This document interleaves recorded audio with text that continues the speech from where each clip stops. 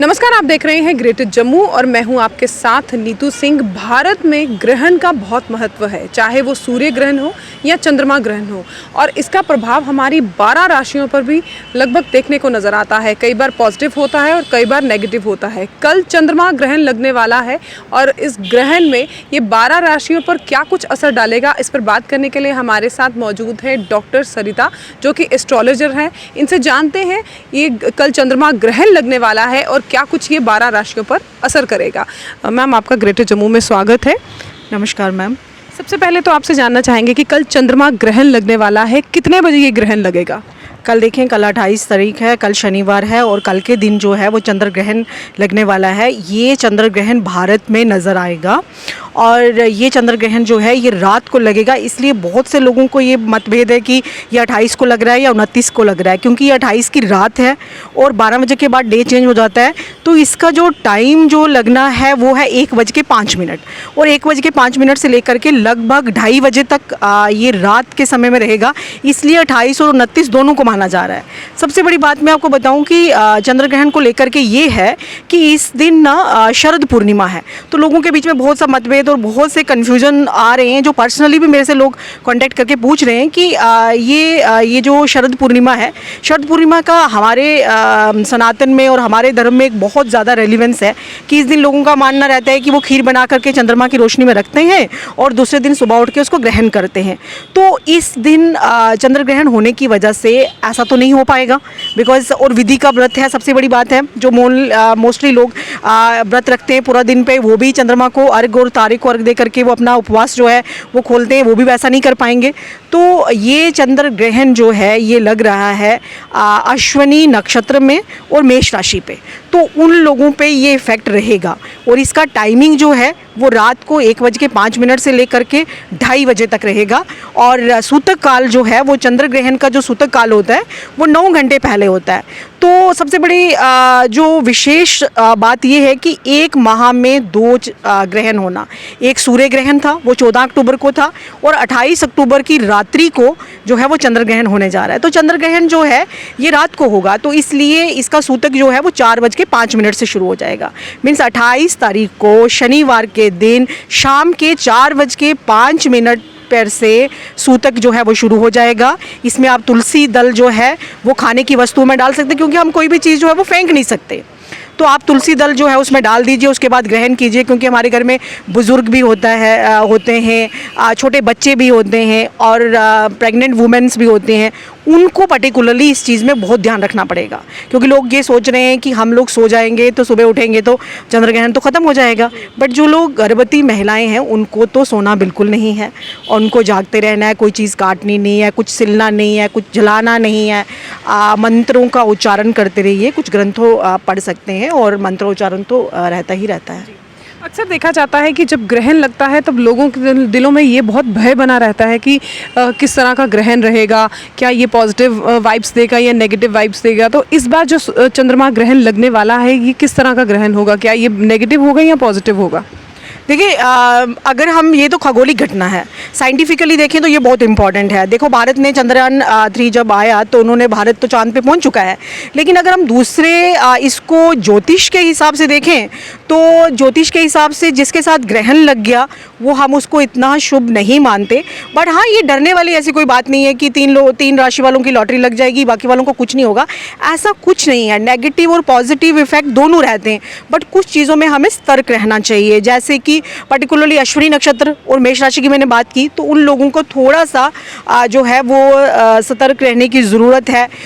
जो कुछ राशि वाले हैं उनको इस पीरियड में 15 डेज़ बिफोर या आफ्टर यात्रा में कोई प्रॉब्लम आ सकती है। तो इस टाइप का आप देखें, क्योंकि चंद्रमा एक ऐसा ग्रह है जो कि पृथ्वी के बिल्कुल पास है और आपको नज़र आ रहा है बिल्कुल। तो इसके इफ़ेक्ट्स जो हैं, अगर समुंदर की लहरों पे इतना हो सकता है कि उनका उछाल से पूरा समुंदर हिल सकता है, तो ह्यूमन लाइफ क्यों नहीं इफेक्ट होगी? ऑब्वियसली ह्यूमन लाइफ जो है वो इसमें इफेक्ट होगी, बट हमें कुछ चीज़ों का ध्यान रखने की ज़रूरत है। तो आप इसमें मंत्रोच्चारण कर सकते हैं। भगवान शिव ने जो है वो चंद्रमा को अपने मस्तिष्क पे धारण किया हुआ है। तो मोस्टली मैं सब राशि वालों को यही कहूँगी कि आप ओम नमः शिवाय मंत्र का जप कीजिए और जितना हो सके ओम चंद्रमसे नमः का मंत्र का जप कीजिए और ओम नमः शिवाय मंत्र का जप करते रहिए। जैसे आपने कहा कि 3 राशियों पर जो है इस बार लॉटरी लगने वाली है, तो वो कौन सी 3 राशियां हैं, हमारे दर्शक भी जानना चाहेंगे। बिल्कुल, मैं तो कहती हूँ कि सब राशि वालों की ही लॉटरी लगनी चाहिए, बट जैसे कि मेष राशि और अश्विनी नक्षत्र पे लग रहा है तो मेष राशि वालों को सतर्क रहना है।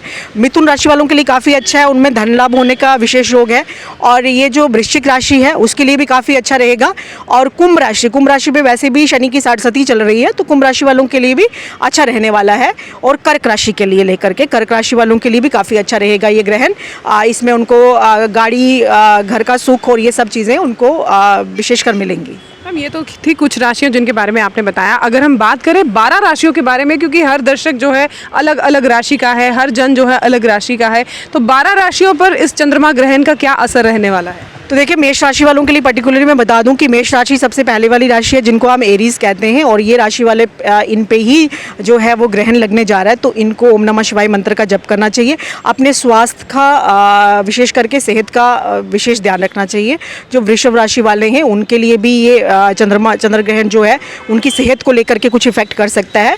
तो आप जो है वो लिक्विड चीज़ों का प्रयोग थोड़ा कम करें। जो मिथुन राशि वाले हैं उनके लिए भी काफ़ी अच्छा है, लेकिन उनको धन लाभ जो है वो अनएक्सपेक्टेड गेन्स होंगे। कर्क राशि वालों को अपने रिलेशंस को पर्टिकुलरली संभाल के रखना, और माता के साथ, पर्टिकुलरली चंद्रमा हम माँ मानते हैं और सूर्य को हम पिता मानते हैं, तो अपने मदर के साथ अच्छे रिलेशन रखने की कोशिश करें। और सिंह राशि वालों के लिए बच्चों की सेहत जो है वो ख़राब हो सकती है।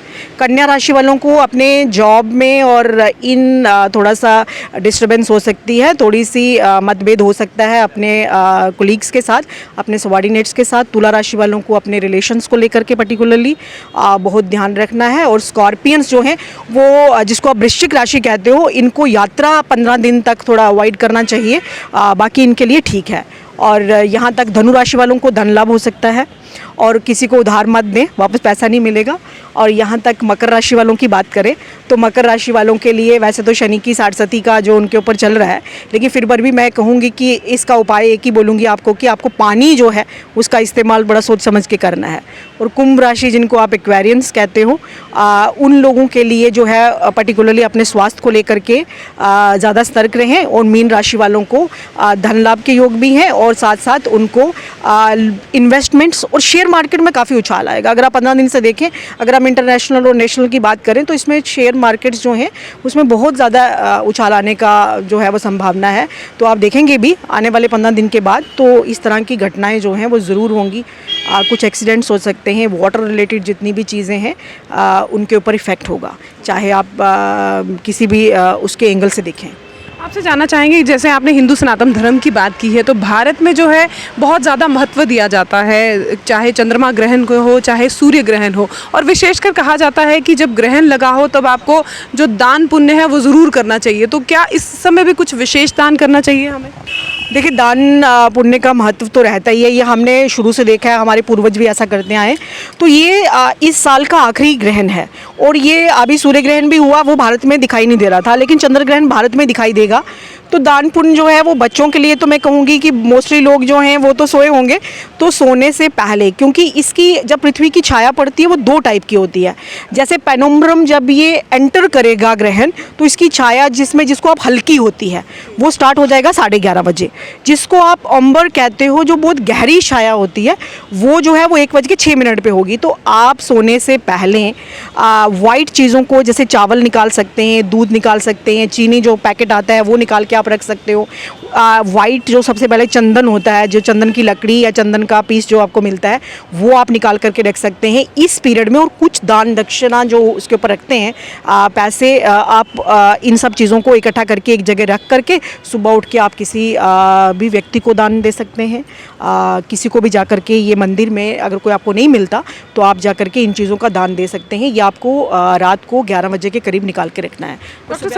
डॉक्टर सरिता जी, आपसे जानना चाहूँगी कि जब भी सूर्य ग्रहण या चंद्रमा ग्रहण लगता है तो अक्सर जो महिलाएं हैं वो कहती हैं, जो घर के बड़े बुजुर्ग होते हैं वो कहते हैं कि हमें सूर्य ग्रहण या चंद्रमा ग्रहण के बाद स्नान करना चाहिए, फिर उसके बाद कुछ खाना चाहिए। कितना सत्य है इसमें? देखिए, ये सब किरणें हैं रेज हैं, तभी तो मैंने आपको बोला कि ये शरद पूर्णिमा वाले दिन लग रहा है जब उसकी रेज पड़ रही हैं, इसका इफेक्ट तो ह्यूमन लाइफ के ऊपर पड़ता ही पड़ता है। तो मैं आपको कह रही हूँ कि एक तुलसी दल आप डाल करके रहें। स्नान करने का महत्व है। स्नान, हम 3 स्नानों की बात करते हैं। अगर हमारे शास्त्र की आप बात करें ना, तो 3 स्नान की बात किया जाता है कि जब ग्रहण स्टार्ट हुआ तब, और ग्रहण का मध्यकाल, और एक जब उसका मोक्ष काल, जब वो ख़त्म होता है।